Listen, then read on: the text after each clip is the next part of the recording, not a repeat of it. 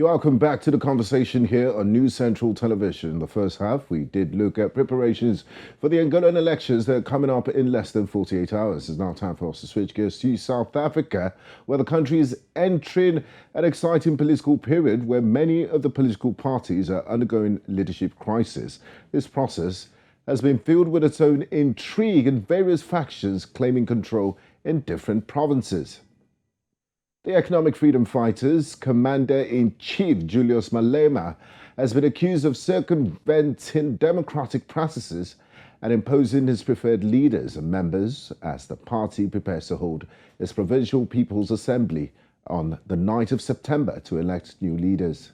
Meanwhile, an urgent court application to declare the 9th ANC Northwest Provincial Conference unlawful has been lodged in the Ngoasheng High Court. The notice was filed on Saturday by 5 ANC members from the province who want the High Court to declare the notice calling for the ANC's Provincial Conference of the Northwest held a week ago to be declared unlawful and invalid. It will be heard on Thursday ahead of the continuation of the Provincial Conference this weekend. Now, joining us for this conversation all the way from Cape Town, we have Asanda Ngoasheng, political analyst, and Dr. Ntsikelelo Breakfast, a political analyst. He joins from Port Elizabeth. Thank you so much for joining us on the conversation. Thank you so much for having me. Thank you very much for having me. So I'll start with Asanda. Now, talking about the South Africa politics, political parties, there are reports that Julius Malema wants current Ekurhuleni chairperson, that is Ntsikelelo Jonga, to become the provincial chairperson to replace Madisa Mashego. Now, how through are these allegations, and do you think this would be an imposition on party members? I'm not surprised that there's allegations of Julius Malema wanting people who he has decided should be leaders to be leaders. You must remember that he comes from the African National Congress, which has the same tendency of wanting to choose who will be in leadership. And of course, Julius Malema has been the leader of the EFF for 10 years now, without any change or even any sign that he might be interested in somebody else leading the party. And so, of course, he's going to want to bring people that he sees as loyal to him and that he sees as people that he can work with, because anybody else that will be coming from the people on the ground might just start challenging his leadership, which is the last thing that he wants. Now, Dr. Breakfast, the current secretary, Moshe Koma, has been accused of several transgressions by members of the EFF. What are some of these queries, and does he enjoy the Commander-in-Chief, Julius Malema's protection to likely remain in office?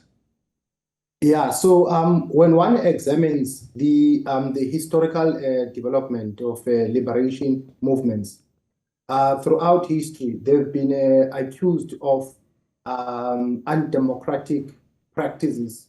They've been accused of what is called Stalinism.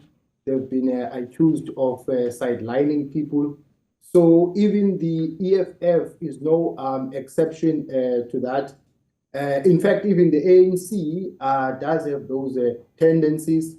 Even, the sidelining of women is not something that is foreign to the political culture of the ANC.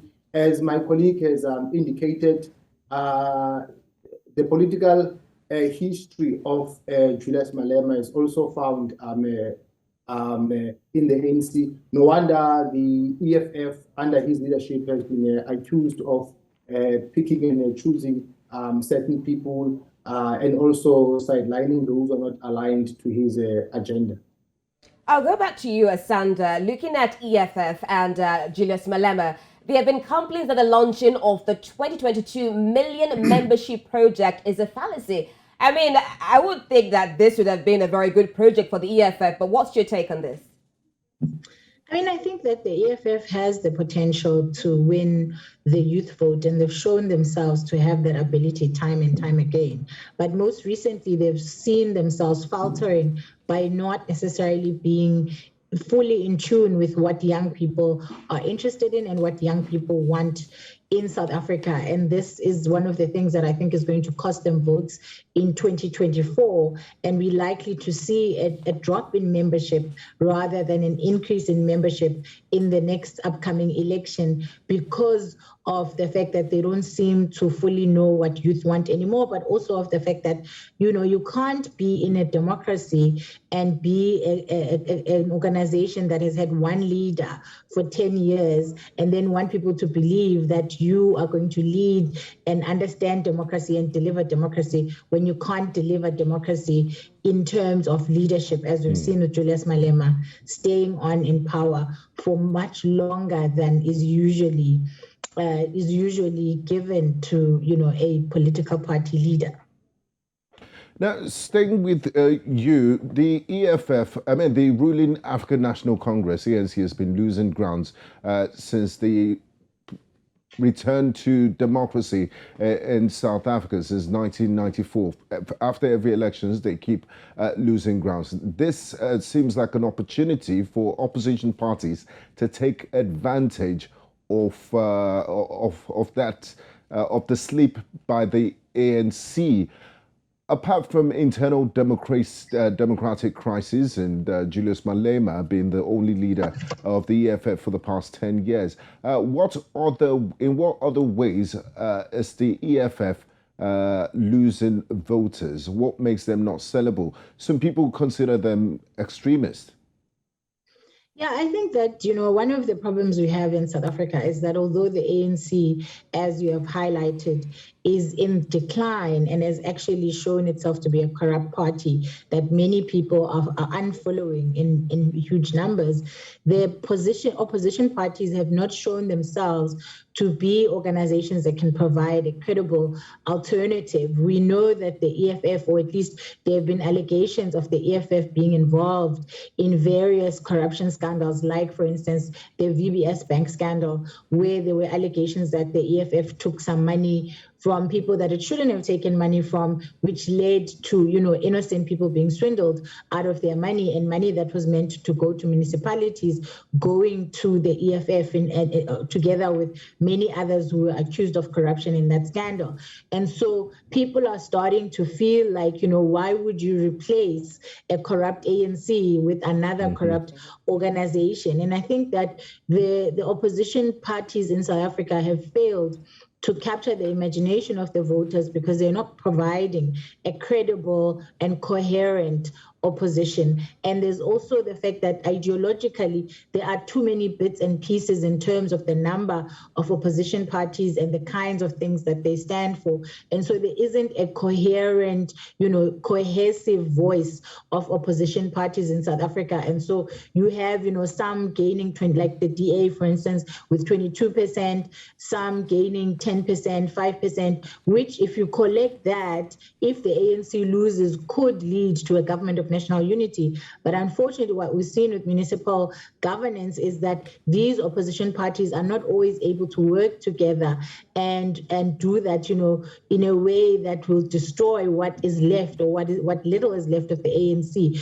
And so even if the ANC does get to be removed in terms of being the majority party, they're still going to give the opposition a run for their money as a large, or what will be the largest opposition party. And since there isn't a coherence between these opposition parties, it's going to lead to many difficulties, and it's going to be a challenge for them to govern, as has been seen in municipalities. And so there are a lot of questions in South Africa that, yes, the ANC does need to go, and yes, the ANC is corrupt and we're tired of it, but who is going to replace them and how will that work? And opposition parties have consistently failed to show that they will be able to be coherent and come together and lead in a way that South Africans can be proud of and that South Africans feel they deserve. Okay, Dr. Breakfast, while the opposition parties are still trying to gather themselves, we still have the ANC, even though with corruption allegations and all that. Now, let's look at the internal wranglings going on in the party. We've seen opponents of the ANC's 9th provincial conference in the Northwest. They have accused Paul Mashatile at the helm of the ANC Secretary General's office of staging a coup. Now, how true are these allegations, and what do we make of these internal political battles going on within the ANC? Yeah, so throughout history, the ANC has had ups and downs. But the difference between the conflicts that have broken out of late and the ones that the ANC has had previously, in particular when it was still underground, is that the conflicts that have broken out within the ANC of late have nothing to do with the strategic direction of the party. By contrast, they have to do with who stands a chance to benefit from material gains. So at the moment, the ANC has all its ducks in a row. The conference of the ANC, the elective one, is just around the corner. So even people within the national executive are positioning themselves, in terms of campaigning, trying to get this province and that province. No wonder Paul Mashatile, who's at the tender age, though, I think maybe he's in his late 40s, I'm not quite sure, or early 50s. So he still has a long way to go. So he's been trying his level best to pull the strings, trying to position himself. Also taking into account the fact that at some point, when the news that the SG of the ANC was suspended, he stood in for him, acting on his behalf. So that's when he was able to maneuver in order to, outmaneuver the president of the ANC, Ramaphosa. So I'm not taken aback by these allegations. The story first broke when the ANC was preparing to hold the provincial conference in the Eastern Cape, and also emerged again when the ANC was about to hold the provincial conference in Gauteng. Thank you, Dr. Breakfast. Now, Asanda, there is an argument by ANC member Lebagang Medupe that the Interim Provincial Committee had no mandate to organize the conference as its mandate expired in June 2020. What's your take on this, and does it have any legal implications? I mean, I think that the ANC has a history of various sections using the law and running off to court each time they don't get what they want. And I think that this is probably yet another case of that. And there's always at each conference various factions who claim that this and that wasn't done, that the wrong credentials were given, that branches were bought, etc., etc. And, things normally just continue until the final conference, and everybody seems to then forget about the allegations and the challenges in court that would have been put to judges as soon as there's a winning team. So I'm not surprised that, almost every province has had some or other hiccup or some or other allegation of corruption. Now, we see issues at the provincial level. Does this reflect what is happening also at the top, at the national level? Yeah, I mean, I think that this is yet another sign of the breakdown in the African National Congress. We've seen even in the past local government election, the African National Congress being accused of putting in their own people and not the people that, communities wanted to be councillors. And so this is yet another case where what's happening at the top is showing itself in the province. Yes. Now, Dr. Breakfast, let's move now to the largest opposition party in South Africa, the Democratic Alliance. It seems that all the parties, even the ruling ANC, is going through some sort of crisis or the other. Now, the DA recently changed its parliamentary leadership. Natasha Mazone was replaced by Siviwe Gwarube as chief whip. Should we read anything into the timing of this? And are the politics that are the internal politics and wranglings that are happening in the EFF and also the African National Congress, is the DA immune from all of it? First of all, I think the greatest threat to all the opposition parties in South Africa is their fragmentation, and that puts the ANC on good footing and puts them on the back foot, because there is a huge gap between the ANC and the other opposition parties. Even if the ANC can lose elections, There is no opposition party that can emerge by itself unless it joins forces with other opposition parties. And then you have another challenge that these opposition parties don't speak the same language. Sorry to jump in, Dr. Breakfast. You did say that the only chance they have of giving ANC a run for their money is they form a sort of alliance. But there's South African politics, that some of these, their manifestos are so different. Do you see any chance of them forming a coalition or an alliance to wrest power from the ANC? They have no choice. There is no party. I can bet my bottom dollar there is no party that can win the elections by outmaneuvering the ANC. Now the challenge is that when one examines the trajectory of coalition formations, covering the period of, let's say, for argument's sake, 2016 until to date, one will realize that they've been unworkable. Because in my view, coalition formations are a recent phenomenon. Because during apartheid, the National Party, dominated the political landscape. I think we had maybe 2 coalition formations in the early 1900s. But, besides that, the landscape was dominated by the National Party until the ANC rose to prominence. But coming back to the issue that you raised about the DA, the challenge within the DA has been a political appreciation about race.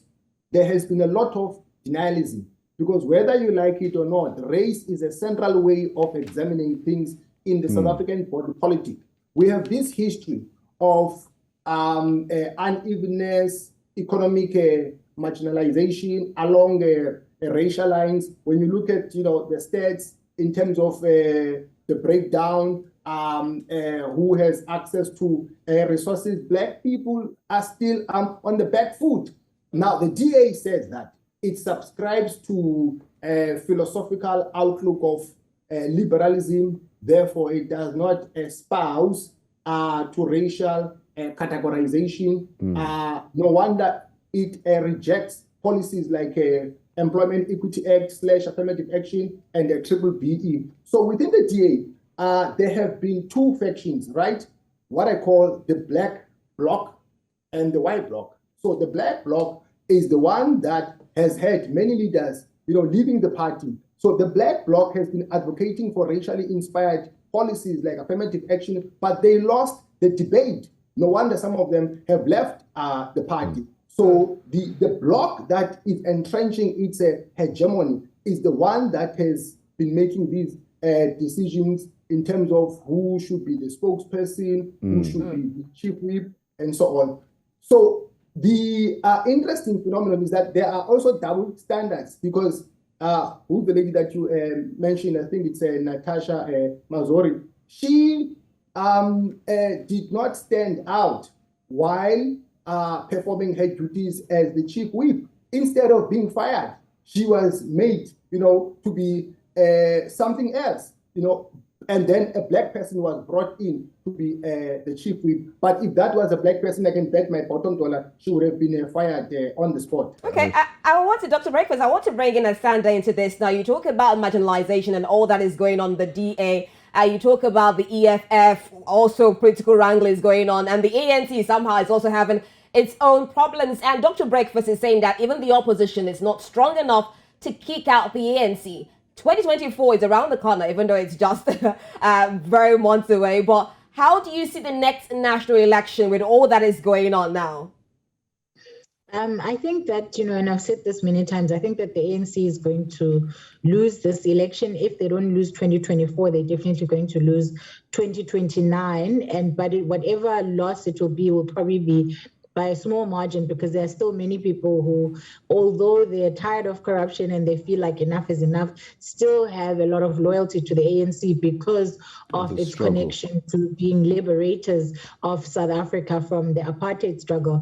And so one of the issues that we have is that because we have this, fractured opposition parties, and half of it is that they're not really offering a proper alternative in terms of their policy, and the other half is that when they ideologically are not able to come together and give the ANC a run for their money in the way that they're supposed to. And so we're likely to potentially see either a government of national unity or the ANC having to collaborate with one of the smaller parties to be able to govern again. And even if they, they lose the ANC by a larger margin, they're still going to be the main opposition party because of the fact that they still have, even if it's a small majority, they still have the majority of the voters. What would change things drastically, though, is if young people got up and stopped, boycotting or not voting and actually went to their polls in their huge numbers. And whoever those young people then vote for is likely to be a kingmaker and likely to change things, because South Africa is a very young population and the numbers have shown that far too few young people are voting at voting time, or even bothering to register when it's time to register to vote. And so whoever can capture the youth vote has a potential to be a kingmaker. And if the ANC fails yet again to capture that young vote, they're definitely going to be on the way out. And indications are that even if they don't necessarily come outright and become big losers, there's definitely going to be some kind of dip which will take them closer to 50 or just under 50%, which means that they're highly likely to be the main opposition, and that's where they're still going to be strong, and they're going to need all the opposition parties whoever will have the biggest margin to be able to counter them. Thank you very much, Asanda. Quite an interesting place to live in. We'll definitely keep our radar on happenings in South Africa politically. It's been an absolute pleasure talking to you, Asanda, and Dr. Breakfast. Thanks for your time and insight. Thank you. And that's all the curtains for today's edition of The Conversation. Earlier on, we discussed situations in Angola where the national elections are to take place on Wednesday, August 24. And right now, we dealt with situations in South Africa with the major political parties, the EFF, the DA, and the ANC, all struggling to meet up with the 2024 elections. Do join us again on Wednesday for another edition of The Conversation. I am Rita Omodia. And I'm Gbenga Aborowa. Thanks for staying with us on The Conversation. Bye-bye.